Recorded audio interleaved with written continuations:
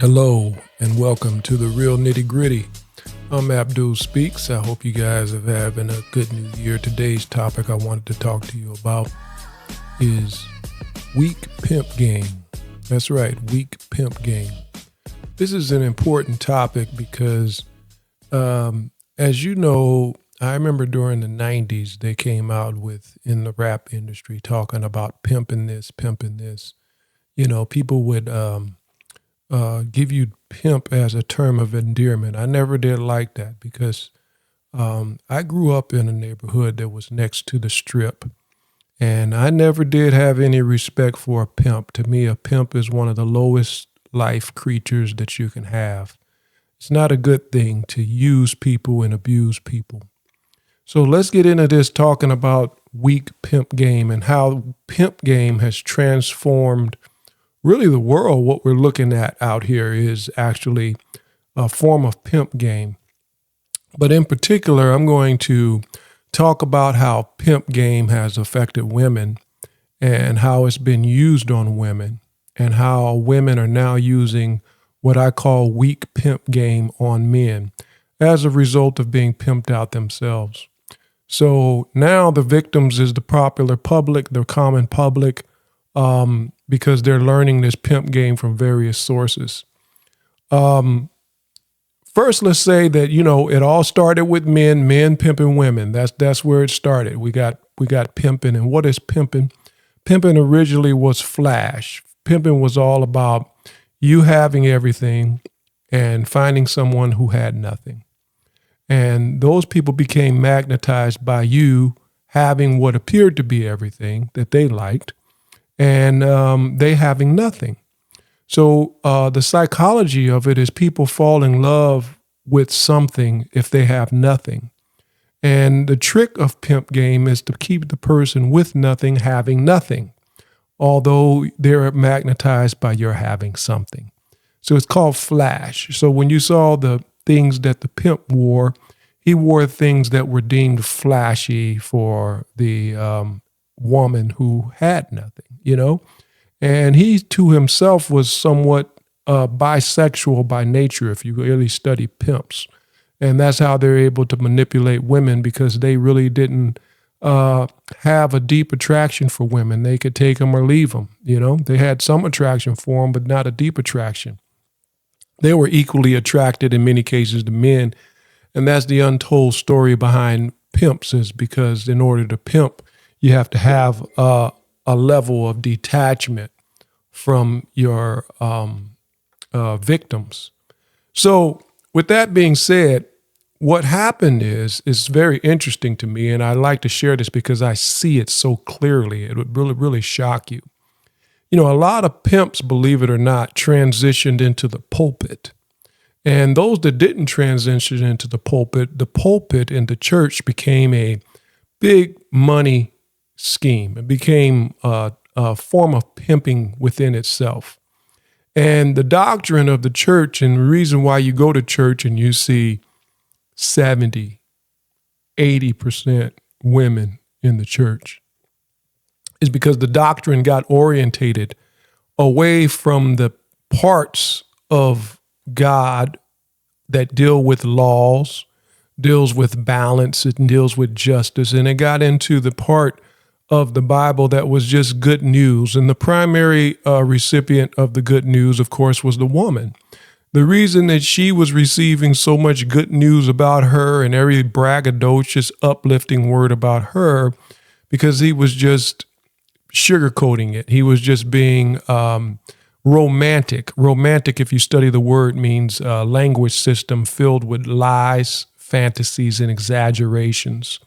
And for someone to be obsessed or overly obsessed with love or lovemaking.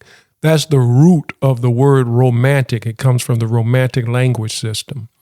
And whenever someone tells you a bunch of sweet nothings in your ear, it has an effect, especially on the female host that is the recipient of this game.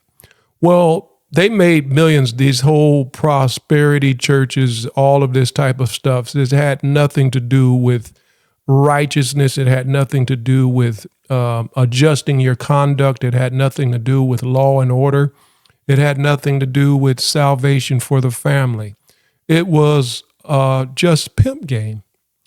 And interesting in the cycle is that we went from the pimp game of the church to now the women became these pimps of men.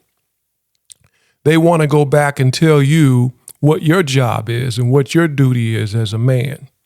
And you got to be careful, because once that pimp cycle gets in a person, they can really be adamant about it, you know? And what they do is they want to hold your foot to the fire, but they don't want to do any of the things that a woman is required to do. They're going to abandon the whole concept of a woman's job, but they're going to constantly remind you that a man is a provider. And I want to break that down, how that is insidious today for you to run around here thinking that you're a provider. That's stretching the truth, and it's actually just part of weak pimp game. Let me break it down to you. Would a woman want a man that was not nurturing? That's the question. Would a woman want a man that's not nurturing? The answer is absolutely not. Men are also nurturing. The difference is that women typically are more nurturing than men. That's the natural balance, right? We live in a 2-income society that's turning into a 3-income society. We don't live in the agrarian age back when the scriptures were written. So times have changed. We didn't change it. No individual man in their house changed the circumstance and the economic environment and took us from the agrarian age to the industrial age and into the technology age. The men that provide have already provided. I'm going to say that again. The men that provide have already done the provisions. They've already laid down the roads, the bridges, the cable, the highways, built the airplanes, the aircrafts, and the technology to equalize a society in which women had a fair chance to work. They created a 2-income society by getting rid of the agrarian age. And let it be known that in the agrarian age, women worked, and they worked hard. There was never a time that a man was out providing and the woman was out cooling her heels doing absolutely nothing. That is the biggest fallacy ever created. The concept of life itself shows us this fallacy if you have discernment and an understanding. When a man and woman procreate, they both procreate. It's not just the woman. Men and women reproduce. And the birds and the bees, women don't do that by themselves. Men and women reproduce. But the woman goes off in the reproductive cycle, and she does a thing called labor. She goes into a thing called labor. The man doesn't go into labor. He procreates, and it's a joyful occasion. When she originally procreates, it's a joyous occasion for her. Sex is a natural, joyous moment. It's a feel-good moment. But once the woman gets pregnant, she goes into labor. Why do I say that? Because she's working and you're not. Well, in the agrarian age, the more children that you had, they weren't liabilities. They were assets because you worked on the farm. Those were future farm hands for you. And today, we look at them as liabilities, but back then, children were assets. And who did the labor to produce the asset? It was the woman. So when you hear about women staying at home, taking care of kids, and men going out to work, it was a necessity of life. It was just people doing what they were best suited for. There was never a time in history where women just couldn't work, right? There was few oppressive societies that didn't allow it, but overall, women have always been industrious. They've had businesses and they've worked, right? But it was the women with the children who were under labor. You don't have time to go out and have a career. You've got 7 kids at home. It doesn't make sense for my family for you to go out and get a job, unless you're some super spectacular provider, you're able to make a lot of money. So just out of common sense, you're going to stay home with the kids and work. That's a lot of work. I raised kids myself. I had 8 children. They're all grown now. Thank God. But I enjoyed it. I had 4 children that I had full custody of and 4 more that were coming on every other weekend and every Wednesday and half of the summer. So I understand the plight of a lot of women who have children because I had more than most of you guys had out there. So I know what you go through. I had to do that while running a business. That's how I started my business. And I had all of my children in my 20s. So when it comes to labor, that's the key. We don't want to receive any weak pimp game with someone claiming that all they got to do is show up and you're supposed to produce all of the labor and all of the support for them because you're supposed to be this quote unquote provider. The provisions have already been laid out. If a person isn't making good on their side of the provisions, there's a problem. It's funny that they want to quote the term provider, but they don't want to quote the terms of what they're supposed to do. The church is clearly not telling them what they're supposed to do. There's several chapters in there in the scriptures about a virtuous woman. See, a virtuous woman is worth more than pearls and rubies and fine gold. But it gives the description of the virtuous woman, and the main thing about her is that you see her working. You see her providing. You see her purchasing a field and working it with her hands and giving the proceeds to her man. That's right. She's a provider, right? You see her sewing her own clothes. She's not at the mall shopping for clothes. She's doing labor for her own clothes. That's the virtuous woman. But that woman is worth more than rubies and fine gold. But if you got a woman that don't want to do any labor, the scripture is clear and it's not gender specific. It says those that don't work don't eat. That includes men and women. So that's my thing, is that you got to be careful of this now reverse pimp game. These women have been pimped on so much that now they're taking the philosophy of the pimp to the man. And I know they're going to come up with all kinds of words. See, a lot of you guys are victimized by these women because you believe in a particular religion, but you don't go to church. And the reason you don't go to church is because the church really isn't talking to you. The church is there to blow puff smoke up the woman's ear so that she can unload her purse. And there's something about the church that makes you like, I got me a woman out of there. I'm good. But this preacher is preaching this reverse pimp game to your woman. And everything that he's saying is tainted. It's joyful. It's about uplifting her to such a degree that it never holds her foot to the fire. None of these preachers out here, I'm not going to say none of them, I take that back. These prosperity preachers out here are not here to hold women's foot to the fire. They're going to hold a man's foot to the fire because their main audience is women, right? And so this becomes reverse pimp game when one person is obligated and the other person is not under any obligations. They get to just show up and pretend like they're giving you the quality of a virtuous woman. But when you're a man that studies scriptures like I have, you're not going to be falling for that weak pimp game. I studied for myself for years, cycled through it, studied it, analyzed it. I went through the scriptures sometimes just looking from cover to cover, just for how many times it said, God is one. Could you imagine a kid like that when we didn't have computers doing that? That's research.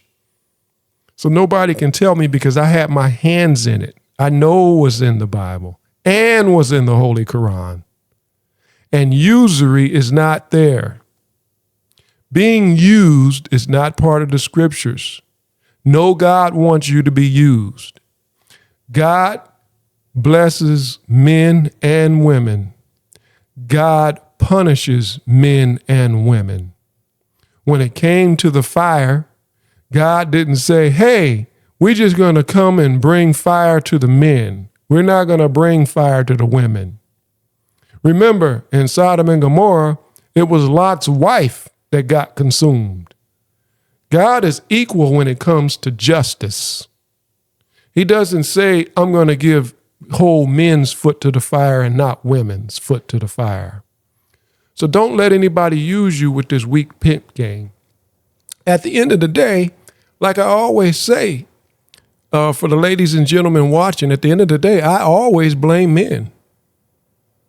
That's right. I always blame men. I blame you for not knowing, and I blame the men for contaminating the women. If you see women walking around contaminated, some pimp did that. Some man came up and used her and did that. Now she's out using other people. Lazy people should not be blessed for their laziness. I don't know about you, but I've worked too hard to let a lazy, arrogant person be blessed off of me. We don't need parasites in our community, male or female. Everybody should receive the reward of their own hands. Now, when it comes to benevolence, a man love a woman, he'll do whatever he can for her. But is that love based on you being a trick? Or is that love based on somebody showing that they got skin in the game and got your back? And how do you know if they got your back if they don't sacrifice and labor for you? If the woman labors, that's a sign. That's a sign for you that love is tied into labor. How can you be loyal to me and you're not willing to labor for me? I want to see your sacrifice. I want to see if you got skin in the game.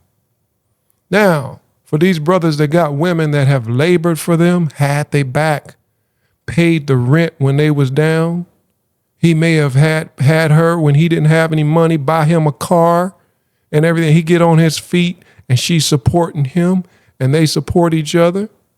He gets a hold of some money. He gets $500,000 or so, and he get $500,000 saved. The first thing he thinks of is he going to retire his woman. I don't want her to do that no more. She can cool her heels. He got somebody that's proved that she was going to be there for him. She can rest assured that she's willing to share with him. But in these newfangled relationships, honestly, the problem is a lot of us are single too long. And we're single because of the pimp game. So now you got the pimp game watered down to weak pimp game, but men are vulnerable to weak pimp game. Because by nature, you're usually benevolent and ready to share. But is your sharing or is your sharing being used? Are you so mesmerized by a cute face that you allow yourself to be used?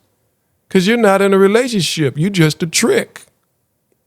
So we shouldn't be tricking off out here. Although I'm not telling you to be stingy. I'm not telling you to be kind.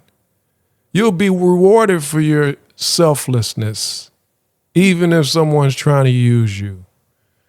I'm not telling you not to share and be selfless. I'm telling you to be aware of where you are, who you are, and who's around you. And you got to be on guard as a man in this day and time, 2026. We just left 2025, of weak pimp game. Because these women are cocked and primed primarily by their preachers. Second, in the music, everything is about romance. And it's about telling her sweet nothings. And it's about promoting her and not holding her foot to the fire. Her foot hasn't been held to the fire. Some of them think they can do whatever they want to do in the name of being a woman. This thing coming around called don't judge. I never seen anybody give to charity and say don't judge. I never seen anybody work hard all day and say don't judge. I never seen anybody do anything good or decent and then turn around and say, don't judge. But for some reason, we're not supposed to have an assessment value of a person based on their evil. This is the devil's playground. He don't want you to have any judgment. So we're not supposed to judge. That's a fact. We are not supposed to judge if we don't have to. We're not judges, so we shouldn't judge. But that doesn't mean that there isn't a standard. That doesn't mean that God isn't a judge. And if I stick with God's commandments and the standards, that's not me judging because I didn't make it up myself. If you was running around here saying, I don't like these people with green shoes. Matter of fact, if somebody come with green shoes on, I'm not going to speak to them. That's you judging. That's your judgment.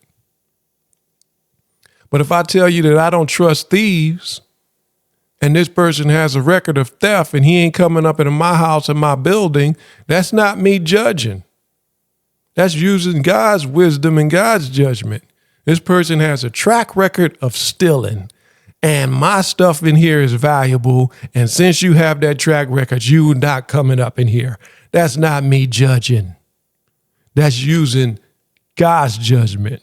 There's a difference between the guy that's tracking people with green shoes that he don't like, making up his own judgments, and a person sticking with God's commandments. I know the commandments too well to let anybody run weak pimp game on me. We have to be, the problem is we let somebody in the 60s under the feminist movement let us talk us into their ideology. And the problem with their ideology, it may have worked for them, but in the history of the feminist movement, the main figureheads in the feminist movement were a few of the women were lesbian women. It's interesting that community spearheaded the feminist movement. And you know, some of these things may work for their community. You know, the term partnership, right? We're going to be partners. Well, we used to not have partnerships. We used to have relationships and we used to have marriage, right? And marriage was a relationship. It wasn't a partnership. And so the things that you're looking at from a cultural aspect being adopted into the nuclear family is toxic for the nuclear family because the nuclear family is not designed to work that way. The nuclear family is about yin and yang. It's about supporting and going out 100% for each other. It's about showing love in certain ways. So a lot of those traditions of the nuclear family, some of us was talked out of it. In particular, a lot of women were talked out of their role. But at the end of the day, what the nuclear family was saying was that you could get more out of a man by cooking and baking and doing little things like that, little niceties for him and putting an hour worth of labor in. He'd be more joyous about receiving love that way. And he'd go out and give you 12 hours worth of labor in return. But the ones that don't know the science, they decide that they're too big to do that. And so now he's expecting your 12 hours of labor in exchange for his 12 hours of labor. But you could have bypassed that by having a little bit more of an humble servant role. But at the end of the day, nobody wants to be used. So, you know, that's my thing is to break down this weak pimp game that is a residual effect of actual pimps who became actual preachers, who have been targeting women for I don't know how long. And now the residual effect is they come back and because they don't have an actual individual pimp on them, but they've been pimped so much in society that they start trying to run these scams on men. A lot of it is subconscious. Some of them I don't even know that they realize they're doing it. Other ones have graduated. They're very aware that they know what they're doing. They're very manipulative and very aware. But at the core of it, most people won't admit. I never met a lazy person that really would just admit that they were lazy. Most people that say they're lazy, they're really not lazy. But most people who are actually lazy, their psyche can't wrap around the fact that the problems that they have in life and the position that they have in life is due to their own laziness. I always say all lazy people are thieves. They're going to steal something from you. They may not be the type of thief that steal your material possessions, but they're going to beg from you. They're going to ask from you. They're going to pull from you. They're going to use you. And they're also going to either steal your thunder, steal your glory. They want every little thing that they do, they want a bigger report on it. They want a bigger chunk on it because they're lazy. They want to lay claim to your work. They want to lay claim to your talent. They want to lay claim to what got you the talent by just doing a little piece. Why do they do that? Because they're lazy. So they're stealing from you your glory. They're stealing from you your praise.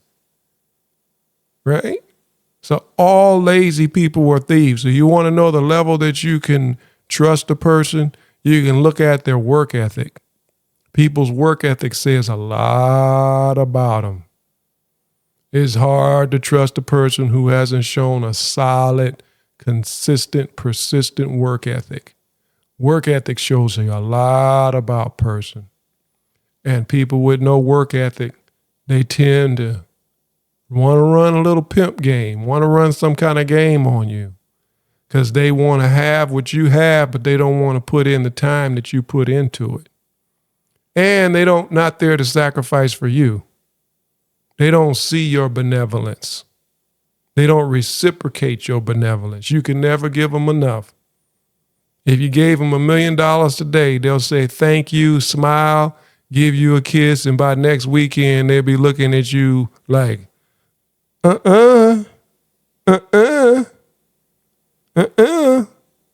They wouldn't do a damn thing for you.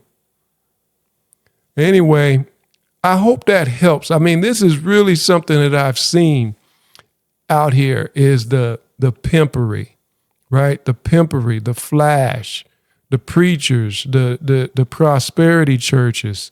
Yeah, you got all of these prosperity churches. It's going to be your season. Today's your season. You are this, you are that, you are that. And it just blowing smoke up people's behinds. It's your season. When was it their season? I want to go to the church and say, when was their season? You've been saying it was their season for 20 years. When was it their season? When?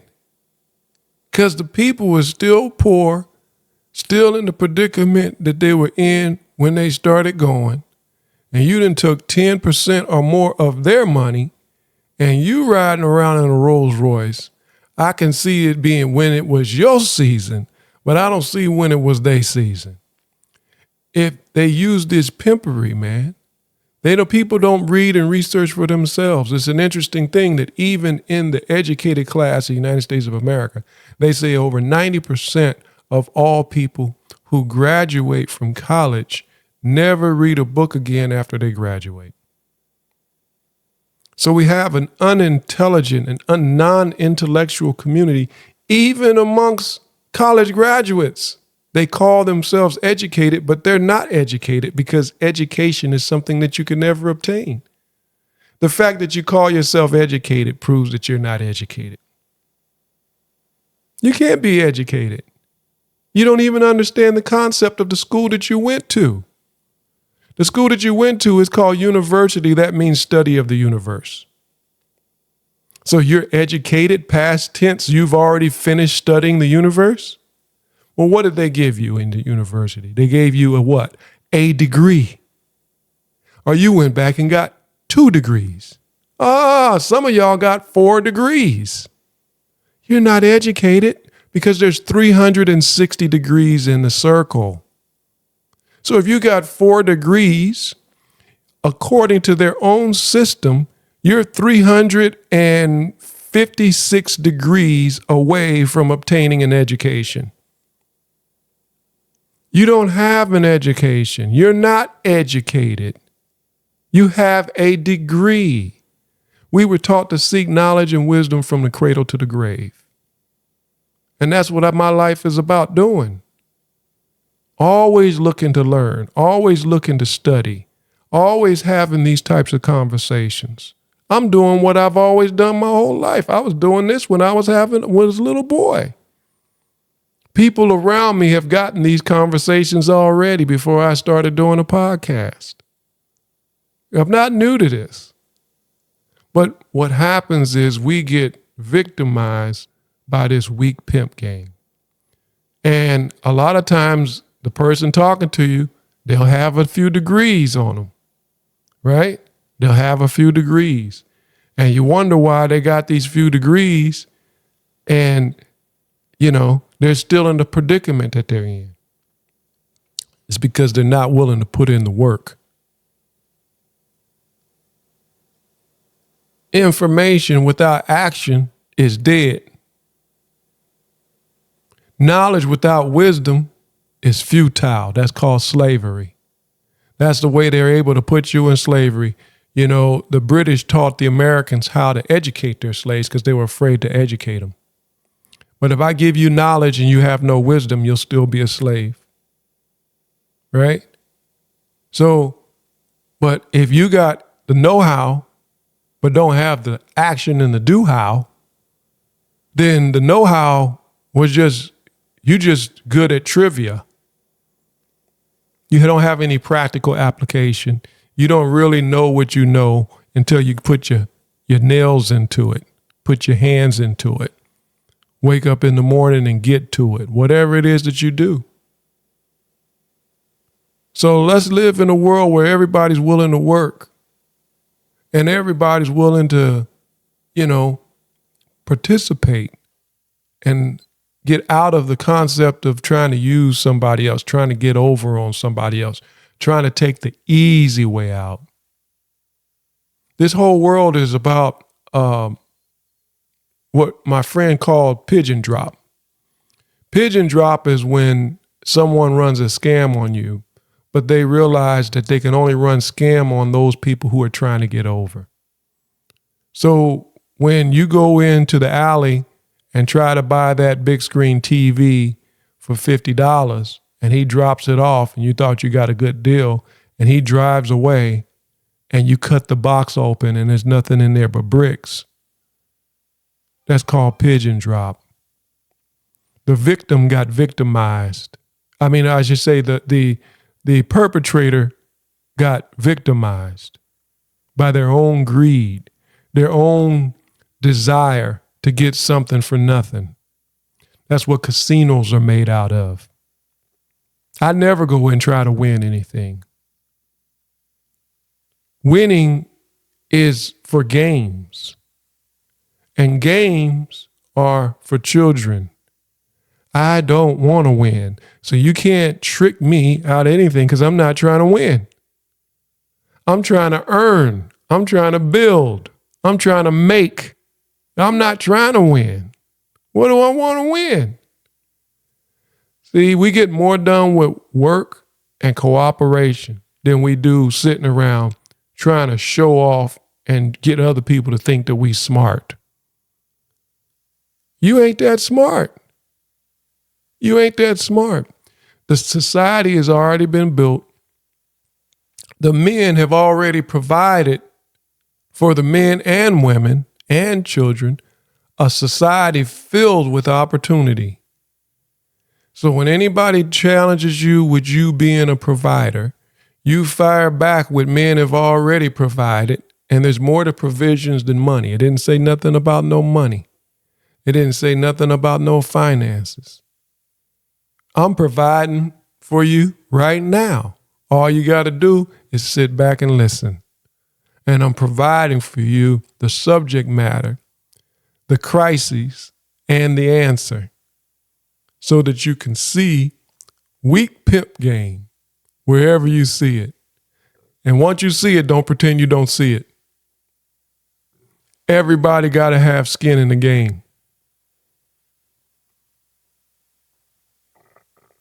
Lots of skin, lots of fingernails in the game. right? Hold everyone's foot to the fire. Don't let nobody just want to hold your foot to the fire. You hold their foot to the fire as equally as well. And be willing to work and stop trying to win. This isn't a competition. You don't have any competition. I don't have competition. I don't have any competitors.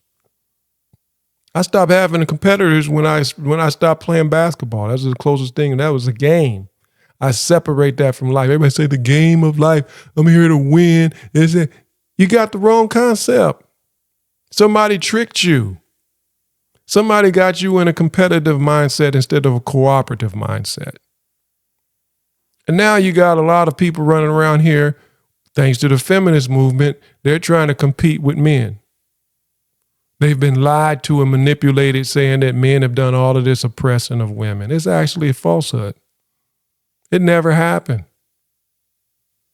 The whole person who started the movement came up with this thing about a silent unhappiness, an unspoken word that women who were at home were all having together. And she's speaking in behalf of all of the women with no research. But you didn't investigate the silent unhappiness of men who went out and worked on skyscrapers all day to provide for their families. We don't do what we do just because it makes us happy. That's a fantasy world. Only do what you do because it makes you happy. People say only do what you love. That's a fantasy world. Everybody's not going to be afforded the opportunity to only do what they love. We have a thing called duty. We have a thing called responsibilities. As men, we shouldn't run from that. I didn't work 40 hours, 50 hours, 60 hours a week because I would rather be there than on a beach. I worked 40, 60 hours a week because it was my duty and I know that's what I needed to progress and to survive. Right? So understand that. Understand that it cuts both ways. We didn't get where we were from doing something just because we loved it. Even if you're a professional basketball player, they'll tell you that turns into a job real quick. They don't want to go travel and be on them buses and play on all them scheduled games. And they love playing basketball. But they don't love that 84-game season. They're not doing all that work because they love it. They don't love all that practice and training. That's a job, man. I used to work and contract work for the Milwaukee Brewers right up the street here. I've been working there for years. And I tell you, them spring training, it really opened my eyes. Those young men work 8 hours a day. I mean, they're on a schedule. They come back and do the same thing. That's work, being a Major League Baseball player. And these were the minors. They were working, man. There's no way that every day that they was doing that because they loved it. They were doing that because they loved the opportunity to get where they were trying to go. They loved the game of ball and what the game of ball could do, but the day-by-day grind wasn't about love. The day-by-day grind was work. And people who aren't willing to put in any work, the scripture is clear. Those that don't work, don't eat. You don't deserve to eat if you don't work. Because if you're eating and not working, then you're using somebody else. I'm Abdul Speaks. This is the real nitty gritty. I hope I've shed some light on you guys about weak pimp game and the origins of weak pimp game. Notice that there's less pimps out on the street than it was when I was a kid. Where did all the pimps go? They're pimping in the pulpit. They're pimping in the media. You fellas, y'all started this. Now you don't like the results. We sit back and watch the pimps play, but we don't now like the results. But this is the results of an unbalanced world, an unfair world, and an unjust world where people are trying to win by getting over on other people, and it is wicked. Watch out for it. Do good and be good. I'm Abdul Speaks, and you're watching The Real Nitty Gritty.